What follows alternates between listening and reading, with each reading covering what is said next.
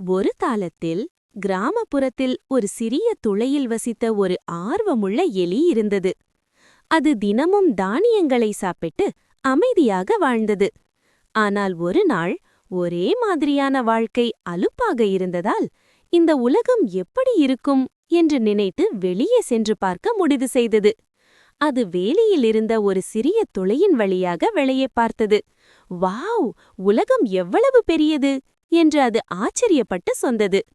தொலைவில் இருந்த மண் மேடுகளை பார்த்து, அவை பெரிய மலைகள் போல இருக்கின்றன, இது ஆல்ப்ஸ் மலைகளா என்று எண்ணியது. ஆனால் அவை முள்ளம்பன்றிகள் தோண்டிய மண் மேடுகள்தான் என்பதை அது அறியவில்லை. சில நாட்கள் பயணம் செய்த பிறகு அது கடற்கரையை அடைந்தது. அங்கே மணலில் கிடந்த ஆயிஸ்டர் சிப்பிகளை பார்த்து, அவை கப்பல்கள் போல இருக்கின்றன என்று நினைத்தது. அப்பொழுது ஒரு திறந்த ஆயிஸ்டர் சிப்பியை பார்த்தது. அதன் உள்ளே இருந்த மாமிசத்தை பார்த்து, இதுதான் நான் சாப்பிடும் மிகச்சிறந்த உணவு என்று மகிழ்ச்சியாக நினைத்தது. உடனே அது தனது தலையை அந்த சிப்பிக்குள் நுழைத்தது. ஆனால் உடனே ஆயிஸ்டர் சிப்பி பட்டக் என்று மூடிக்கொண்டது. பாவப்பட்ட எலி வெளியே வர முயன்றது. ஆனால் அது சிக்கிக் கொண்டது.